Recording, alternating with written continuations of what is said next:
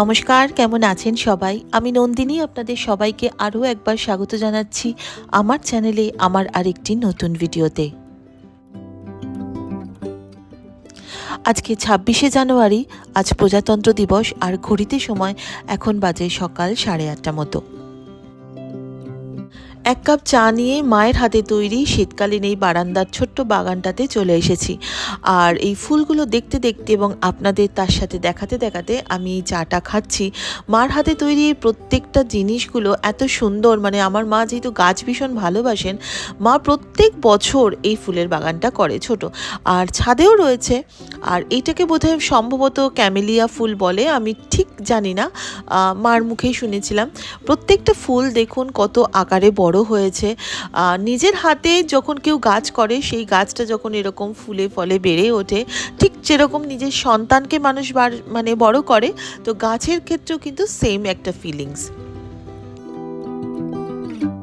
আজ সকালে ব্রেকফাস্টের আয়োজন বলতে সমস্ত রকমের যে শীতকালীন সবজি তথা ক্যাপসিকাম আছে, বিনস আছে, গাজর আছে। গাজরগুলোকে ভালো করে ক্রাশ করে নিয়েছি, আর ক্যাপসিকামকে আর বিনসকে খুব ছোট ছোট করে কেটেছি, তবে এর মধ্যে আমি পেঁয়াজ দিইনি। আর সুজিটাকে আমি দইয়ের মধ্যে রাইকে যখন স্কুলে দিতে গেছিলাম তখনই কিন্তু ভিজিয়ে রেখে দিয়েছিলাম। এরপরে ভালো করে একসাথে মিশিয়ে নিয়েছি, নুনটাকে ভালোভাবে ব্যালেন্স করে দেখে নিয়েছি যে ঠিকঠাক মতো নুন হয়েছে কিনা। তারপরে এইরকম একটা আপ্পাম প্যানে একদম নামমাত্র অয়েল ব্রাশ করে, আর এই যে আপ্পামের যে সাজগুলো রয়েছে তার মধ্যে সুজির ব্যাটারটা দিয়ে দিলাম। চাপা দিয়ে ২-৩ মিনিট করলেই কিন্তু খুব সুন্দর একটা হেলদি ব্রেকফাস্ট রেডি হয়ে যায়।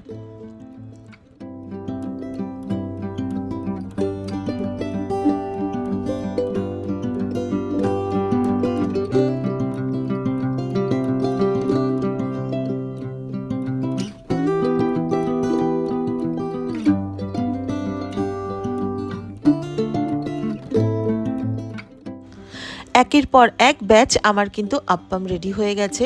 আর আজকে চাটনি বলতে কোনো দক্ষিণ ভারতীয় চাটনি নয়, যেটা আমাদের ধনেপাতা পুদিনা পাতার যে চাটনিটা থাকে সেই চাটনি দিয়েই আজকে আমরা খাবো। রোজ সকালবেলা দেখুন এক একজনের এক এক রকম ব্রেকফাস্ট হয় আমাদের বাড়িতে, জানেন তো। হাজব্যান্ড যেরকম স্মুদি খায়, রাইয়ের কোনো ঠিক নেই, রাই কখনো স্মুদিও খেয়ে স্কুলে যায়, কখনো ছাতু খেয়ে যায়, কখনো রুটি খেয়ে যায়, ওর কোনো রকম ফ্যাসিনেশন নেই। মা প্রধানত রুটিটা খেতেই পছন্দ করেন, আর বাবা সকালবেলা দুধ রুটি মেনলি খায়। কিন্তু আমি একটা জিনিস মনে করি যে রোজ যদি একই খাবার মানুষ খায়, তাহলে কিন্তু তার মানে এই যে টেস্ট বাডটা, সেটাও কিন্তু এক খাবার খেতে খেতে খেতে খেতে কিন্তু মানে একটা অন্য রকম হয়ে যায়। আর এই যে খাবারটা মানে সুজি, এটা যেহেতু গ্লাইসেমিক ইন্ডেক্স খুব কম, তো সেক্ষেত্রে যে কোনো ডায়াবেটিক বা যাদের হার্টের প্রবলেম আছে, প্রেশারের প্রবলেম আছে, তাদের জন্য কিন্তু এটা ভীষণ হেলদি। আর তার সাথে যেহেতু শীতকালীন সবজিগুলো রয়েছে, তো সেই জন্য তো এটা এক কথায় বলতে গেলে অনবদ্য হেলদি ব্রেকফাস্ট হিসাবে।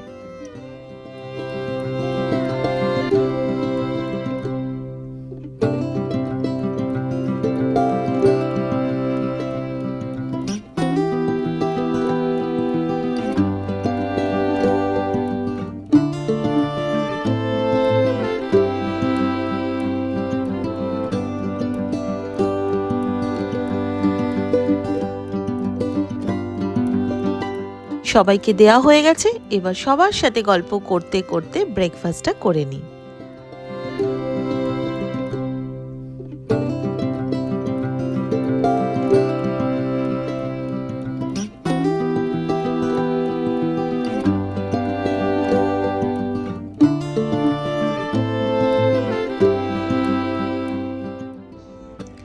ব্রেকফাস্ট করে রাইকে আনতে চলে গেছিলাম।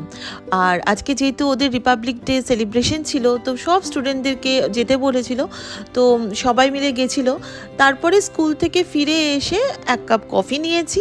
আর যেটা আমরা প্রত্যেক বছর আমরা ফুল ফ্যামিলি বসে যেটা দেখি, সেটা হচ্ছে রিপাবলিক ডেতে যেটা ন্যাশনাল টিভিতে যে প্যারেডটা হয়, সেইটা আমরা খুব দেখতে এনজয় করি। তো সেটাই বসে বসে দেখছি, আর ওদিকে রান্নার একটা ব্যাপারও চলছে।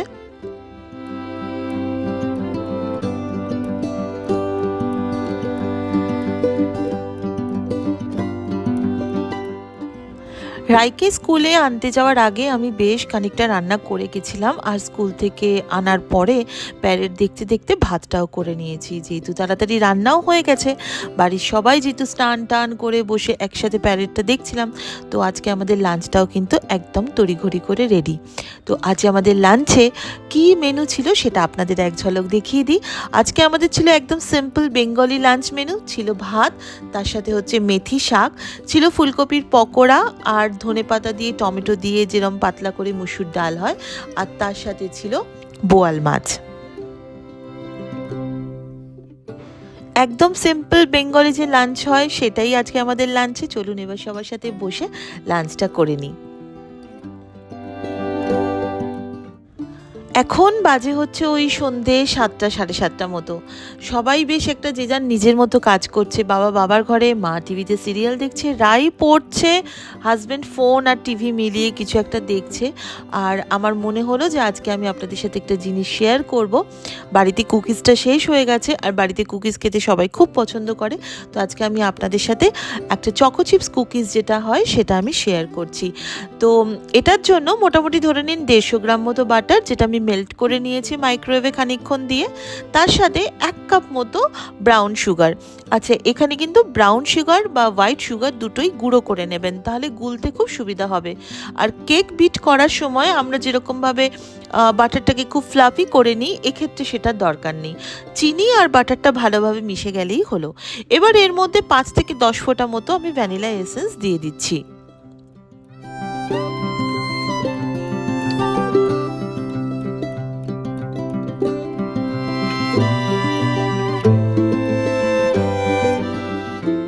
এরপর আমি এর মধ্যে অ্যাড করে দিচ্ছি 2.5 কাপ মতো ময়দা।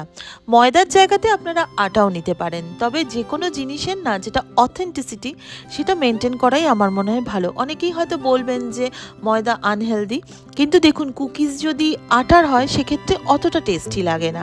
যাই হোক, এটা সম্পূর্ণ আপনাদের নিজেদের উপরে।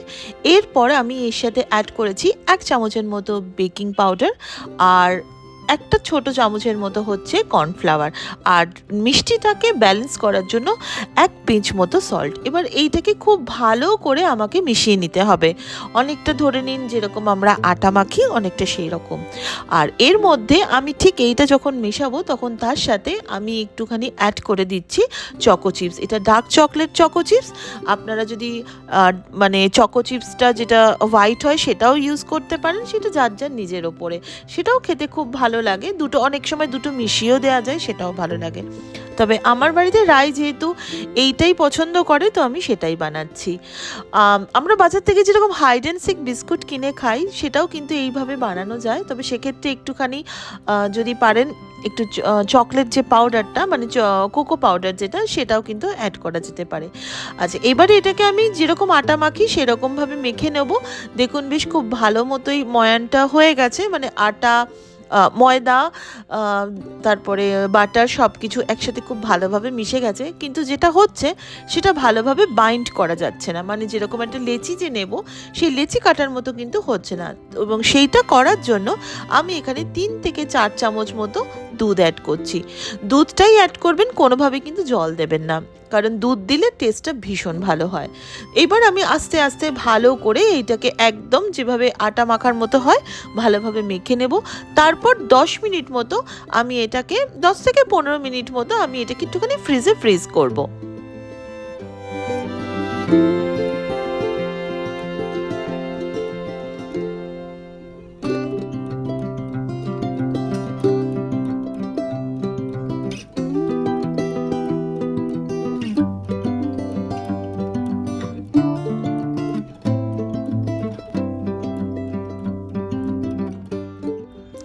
15 মিনিট হয়ে গেছে আর যেটা ডোটা সেটা কিন্তু খুব ভালোভাবে সেট হয়ে গেছে। দেখুন এত সুন্দরভাবে লেচি কাটা যাচ্ছে এবং সেটাকে খুব সুন্দর করে কিন্তু গোল শেপ দেওয়া যাচ্ছে। যাই হোক, এবারে আমি যে আমার যে বেকিং ট্রেটা সেটা নিয়ে নিচ্ছি। এর উপরে আমি দিয়ে দেবো পার্চমেন্ট পেপার বা বেকিং পেপার, যেটা বাড়িতে অ্যাভেলেবেল সেটা দিয়ে দেবেন।